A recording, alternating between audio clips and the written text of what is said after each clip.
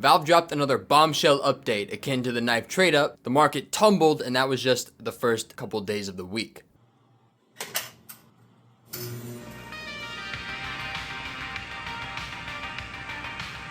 now for our Counter-Strike report. New York's very own Mike Water.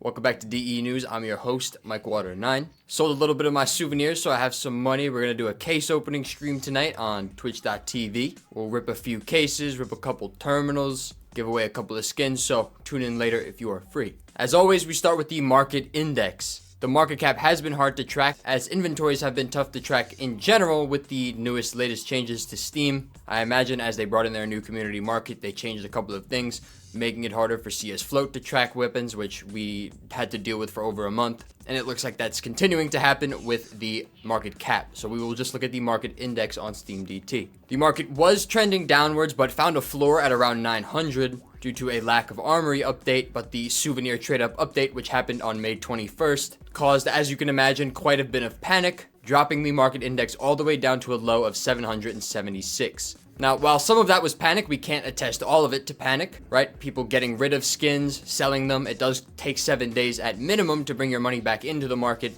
So we could have expected some of it to come back, and it did, as the market has now stabilized around 860 to 850. The main losers seem to be the AK Gold Arabesque and AWP Desert Hydra, which are both down over 30% on the week due to their massive souvenir numbers and the amount of supply that was technically brought in by the souvenir trade-up update. Other collections that had souvenir packages also dropped, but have since recovered, as not all of these collections are created equal. Some of them have much more souvenir weapons than other ones, but I will do a video dedicated to the souvenir collections themselves in this coming week. On the bright side, souvenir packages are now gone, replaced with the new souvenir crafting system. Now, crafting doesn't create supply, you just make souvenirs on existing guns, so no incoming supply, and also no incoming supply with souvenir packages, which is a guaranteed like 2 million skins every single major. So at the end of the day, even though this did create a ton of supply at once,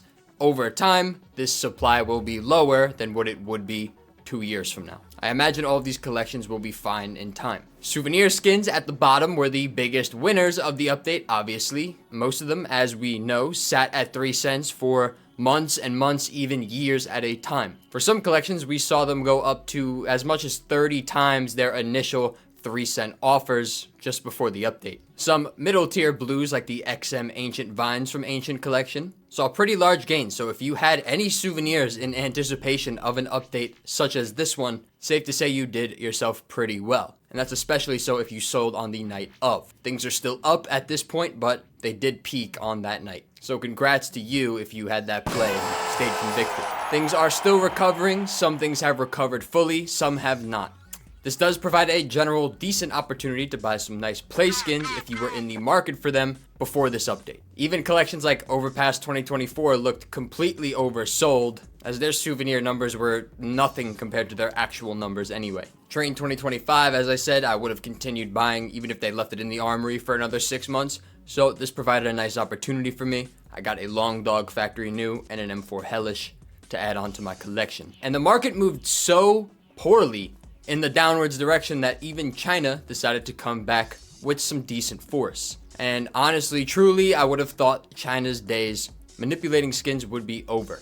Skins.com is the newest sponsor on our channel. They have just released a P2P trading platform looking to compete with the best players in the space. If you don't want to wait that long, they do have an insta-sell feature on the site in which the rates are the best I've seen, just straight up. When the market is down, everything is on sale. And with the deals you're getting on skins.com, you could start your position basically up 20 to 25%. Try out skins.com and be a part of the future of CS2 skin trading. Most Valve updates seem to directly fuck with them, which is no fault to Valve, of course. They can't willingly bend the knee to a few Chinese manipulation groups that are largely uncoordinated and pricing out the casual average player. But China seems relentless, and it looks like they're going to be here for maybe the foreseeable future. Maybe just in a different set of weapons, different class of weapon. Their main moves back seem to be Train 2021, Anubis, Esports 2013, 2014, Winter Offensive, and Nuke 2018. The safety net, the Tech 9 safety net is back up 50% to its previous highs that we saw around 2 months ago.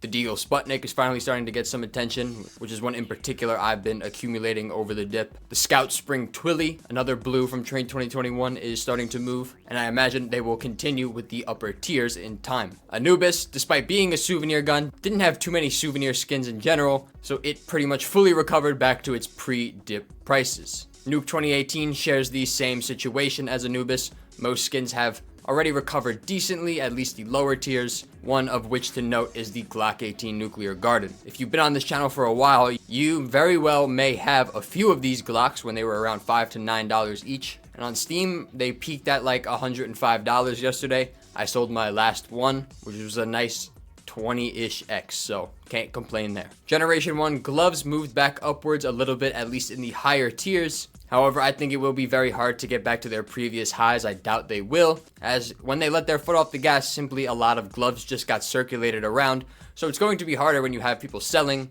especially with gloves, which, you know, don't move more than maybe 4 to 5 max per day. So if you have just people listing, you're never going to reach those all-time highs. And with China, it's always good to note that it's always a question of when, not if. Always be careful if you're dabbling in their plays. Don't try to time their plays too well. Take profits when they're profitable. Don't hold longer than 3 to 4 weeks, especially if those 3 to 4 weeks are pure profit. Stickers hit the market over the week as well. As we know, the Cologne 2026 Major has a starkly different system from what we've been previously used to, where the capsule format has been replaced overtly by a new relative demand-based in-game store, where prices fluctuate dependent on demand. Most stickers that were purchased on the first day hit the market and drove down the floor price for these stickers quite significantly. But oddly, the in-game market did not respond in kind. It seems to me that instead of the terminal system, which employed the usage of the Steam community market prices to at least guide their prices, right, we know the terminal sometimes overcharges, but I believe that's intentional as to not flood the market with supply and listings, right? You could just buy the listing that exists on Steam, as it is a more long-term game to keep prices steady. Take your 15% cuts there if you're Valve and not make money off the terminal itself. Because after all, they are free weekly drops. You don't get money for those unless you purchase it, and you don't have to buy a key for them. So it's in Valve's best interest to keep prices high, which is why I don't think they flood supply and thus keep prices a little bit higher. But the sticker system is not, obviously not, using the Steam community market for any sort of reference for its pricing. And that's why I was pretty misguided in my video that I made a couple of days ago. Unfortunate, but I couldn't have expected, or didn't even cross my mind really, that Valve would employ a different system of relative demand. So I'll just be sure to be a little bit more careful before making a video such as that one again. On a different note, the stickers are positioned to be extremely fucking rare anyway. And it definitely does open the question of whether these will be pump targets in the future with such low supply across all marketplaces. Right, the max I've seen is like 100 supply of one sticker, which is great for the long-term prospects of the sticker. People who collect, people who make crafts, everyone will benefit here. But if supply is kept too low, then it's gonna be pretty much impossible to get any of these stickers after the major's done. So very interesting to see where price goes after the major. And speaking of the major, Cologne 2026 starts on June 2nd, 2026, around 3 days from now, I believe. I'm excited. I don't watch Pro CS necessarily, but I do want to get into a little bit. Would maybe a DE News _ Cologne be something you guys be interested in? Obviously, it wouldn't be very insightful, but I'm just trying to get into it, and maybe it could be something we could all discuss about. I don't know. Let me know what you think. We're not going to do a clip of the week this week, but we will do a couple of sticker crafts, as we do have some new nice stickers in the game that I think we should definitely highlight. We will start off with a non-Cologne 2026 sticker, at least. Cologne 2014. Morgot, what up, bro? Glock Coral Bloom, great Glock. The Team DAT, DAT from Cologne 2014. Pretty sick sticker, pretty sick craft. You have to be fucking verifiably insane to spend this much money on a Glock craft, but more power to you. Looks dope. We have this one that uses the Team Spirit Cologne Hollows on the AK Vulcan. Looks great, matches perfectly. These stickers are fantastic. I have yet to see an MP9 stained glass craft, which I think is probably the biggest benefactor of the stickers themselves. I'm excited to see some of those, or maybe some souvenirs using that MP9.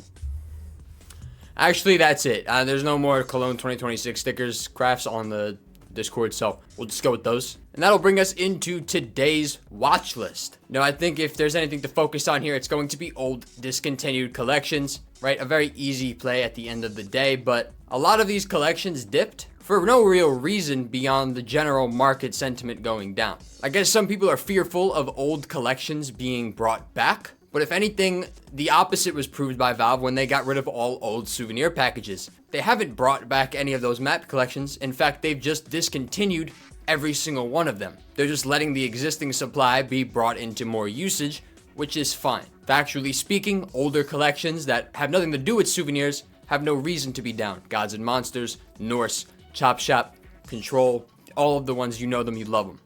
If it's going to be a quick flip, then if you don't want to expose yourself to the risk of Valve doing an update such as that one, no problem. But the prices were low and you could have made a decent profit to flip. Some of them are still down. But I don't think you can actually be too scared of an update like that because it's simply something you cannot predict realistically. If you're scared of updates like that, then you probably shouldn't be spending money on skins in the first place. You should, however, have a plan if something like that ever came out, and you definitely shouldn't have all your eggs in that basket. Spread yourself thin. You won't hurt anywhere in particular if one thing gets bled.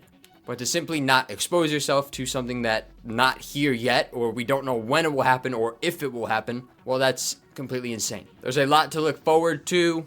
At this point, I doubt anyone's touching the armory, so even if there is no rotation, I doubt any of the supplies are growing at this point, realistically, significantly. So all we have to do there is wait. There's a major to watch, some CS to play, nice weather out finally. Things are looking good. Take a chill pill, relax, and let's enjoy.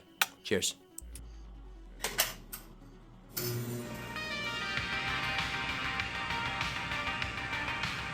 And now for our Counter-Strike report. New York's very own Mike Water.